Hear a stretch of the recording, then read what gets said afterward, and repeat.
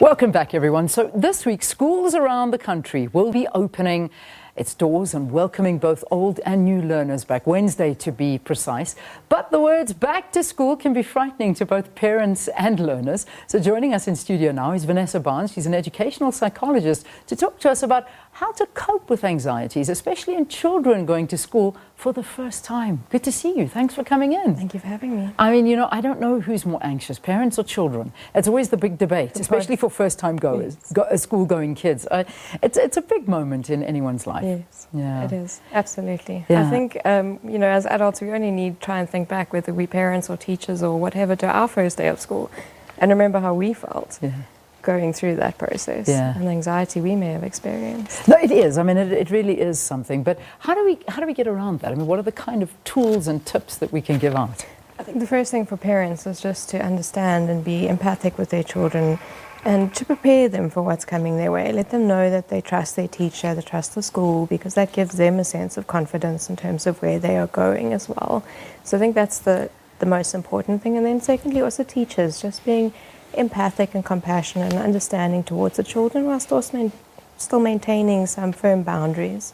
Yeah, I mean, there's that first day back, and you've got the video cameras filming and the pictures and the kids crying and screaming, holding on to their parents, and that was one of the biggest moments. I'm grateful that I never experienced that in grade 1. I experienced that earlier with my children, dropping them off at little preschools. But what's the advice you give? I mean, when a parent's going through that, or a kid's going through that, do you just walk away and leave them? Is that the best thing that you can do? The best thing to do is actually to say goodbye to them. So Yeah. I think it's very tempting when you're feeling emotional and they're emotional to just sneak away.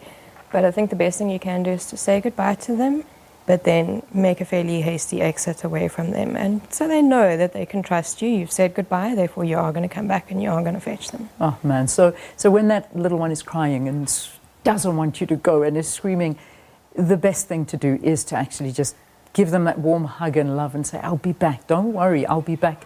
Have fun. Absolutely. That's the best thing you can do. 100%.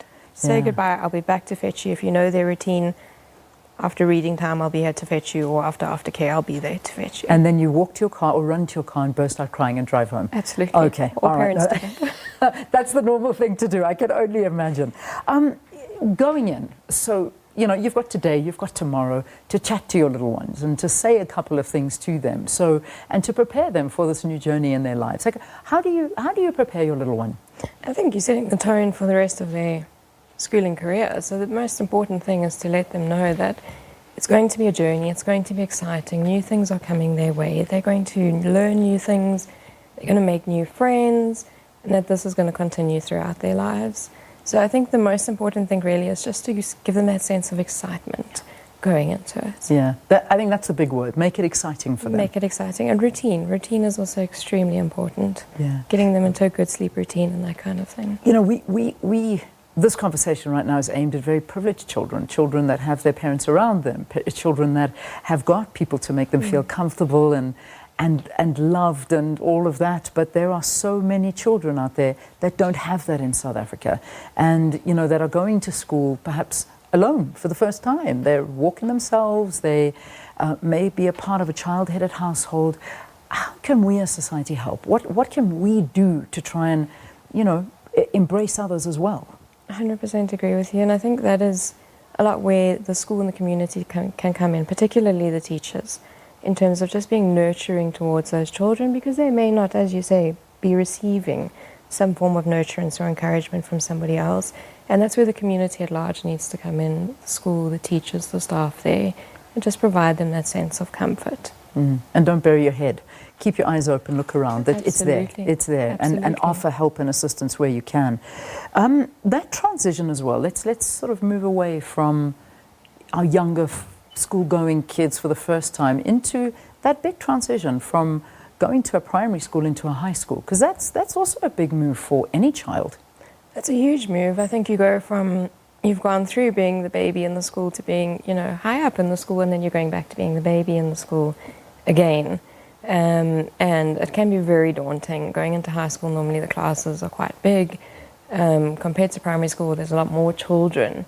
So it can be very, very daunting. Again, you can expect a fair amount of anxiety from your children going into that. Well, one would imagine, and I mean, I think you do certainly get into new challenges once you're in high school. I mean, in primary school, you're almost still a little bit sheltered, you're guided, you're looked after in a way. But once you're in high school, you're almost treated a little bit more like an adult. And you've got, your mind is open to a lot more things than it was previously open to, and particularly with regard to technology. I'm not saying kids aren't, but perhaps you're going to be subjected to things that you've not seen before once you start hitting high school. Absolutely. And, you know, if we look at their developmental age and everything that's going on in terms of that, peer pressure, all of those things start to play a significant role going into high school. So there's a lot of things that they're not prepared for yet. They are going to be exposed. And I think that's where our role as teachers or parents comes in terms of protecting them. What advice do you give? Let's talk to that for parents. How do we parent this new generation child? Because it is, and teenager. It's not as simple as it used to be. It is a lot tougher. I mean, you can't hide technology away from them. You can't bury your head in the soil and think, no, my kid doesn't do that. Yeah. And how do you monitor them?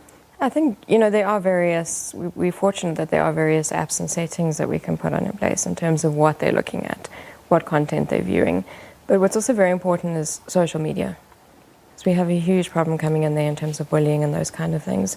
So monitoring what your child puts on social media, if they are on social media, putting the settings on their tablets or their devices or whatever they may be on to check that, make sure that they don't access anything they shouldn't. Yeah. Because that could actually lead to them being traumatized. Yeah, it can. Online bullying, and that's something that I'm sure as an educational psychologist you are faced with a lot. And for any child dealing with that, whether they be young, whether they be high school, it is a big issue. Let's talk to bullying. How as a parent, a teacher, a school kid, how do you deal with this? On so many levels. I think the number one thing is always to think about, well, the bully themselves, what is their motive behind this?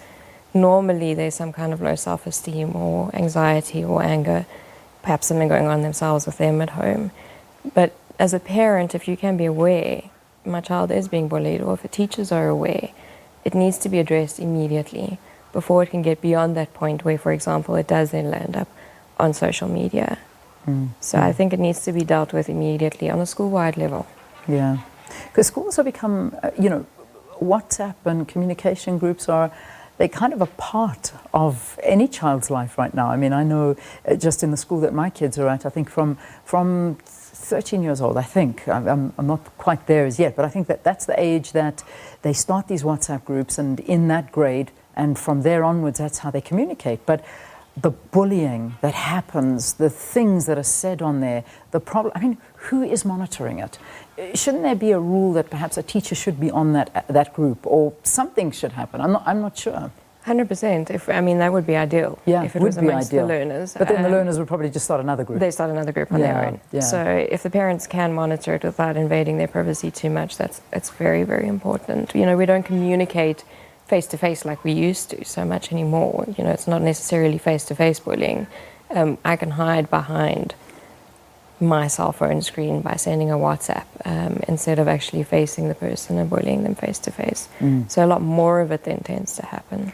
You said something so interesting, without invading their privacy. How much privacy does your child, or should your child have? I mean, where do you cross the line as a parent? That's the thing. I think what's first and foremost important is having that open relationship with them. You know, if you can learn to trust your child, then you can learn to know that you don't have to go through all of their messages. But obviously if there are some concerns or something has come up, then there needs to be some kind of negotiation in place in terms of what is it okay for me to look at, what isn't it, what do I know is just harmless, chatting with your friends, making jokes, those kind of things, or what do I actually really need to look at and make sure. And at the end of the day, like you say, they're teenagers, they'll start a new group or they'll delete messages, but as best as we can to monitor it and to have that open relationship with them where they've got nothing to hide from us is ideal. That is ideal in an ideal world, but the signs, they're always there. I mean, you will see your kid coming home, you'll see their behavior changing. What are those things that you should look out for if in fact your child is being bullied, or something is bothering them, or something is not right with them? that your child that you know starts changing. I mean, there are warning signs, and sometimes it's sort of it just happens, and parents will say, I didn't see this coming. Absolutely. I think the number one sign we look out for is withdrawal.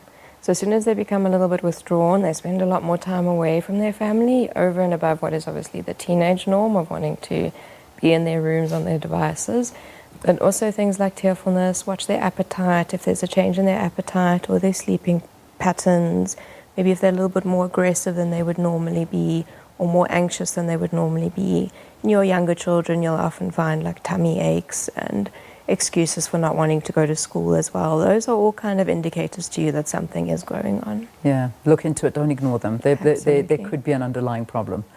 So, I mean, if we have to wrap up this interview with a little bit of advice for the new year ahead. I mean, it's 2020. Many people are looking at this as a very optimistic year. I really am. That, you know, that this is going to be a big year for South Africans and for the world, in fact. But just some advice to parents going in. What can you tell them? I think the most important thing for parents is try not to show too much of your emotion to your children. It's okay to let them know your emotions, but in that situation, if they're anxious and you're obviously feeling anxious, it's hard, you're sending them to school for the first time, they're becoming independent, try your best not to reflect much of that onto them, but allow them to express their feelings and just encourage them in terms of their way going forward, what the school's going to be like. Getting them into a really good routine is very important.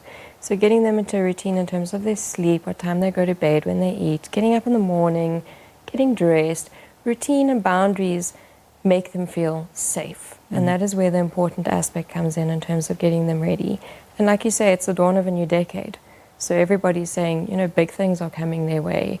But instead of making that daunting for them, make it something that is exciting, that they have to look forward to. Great advice. Just finally, one more question before we wrap up. Teachers play a big role in all of our children's lives. I mean, I'll look back on my schooling years and it's quite incredible that the subjects that I excelled in were the subjects where I remember my teachers, where my teachers were the ones that guided me and made it interesting, exciting. They had enthusiasm. They helped where they could.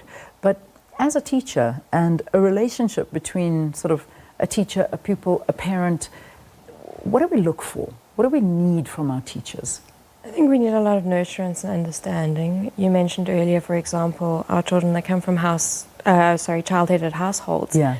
If we look at those children, things we would need to look out for as a teacher would be, for example, at break time or lunchtime, do they have food? Are they eating? How can I support them in terms of that? And then encouraging children. So when we see they're battling in a subject or whether they're excelling, whatever it might be, complimenting them on that. Encouraging them on their little achievements, building good relationships with the parents if necessary, so that you can inform the parents if there are any behavior difficulties that you've noticed, or if their academic progress is not quite where it should be. You can then have that open relationship where all, the child, the teacher, and the parent, all three of you are open with each other, can sit down and can work together collaboratively. Yeah.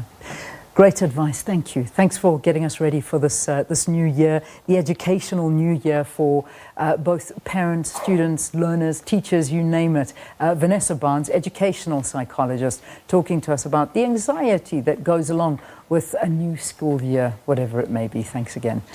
Let's take a break here on the program and almost time to say goodbye.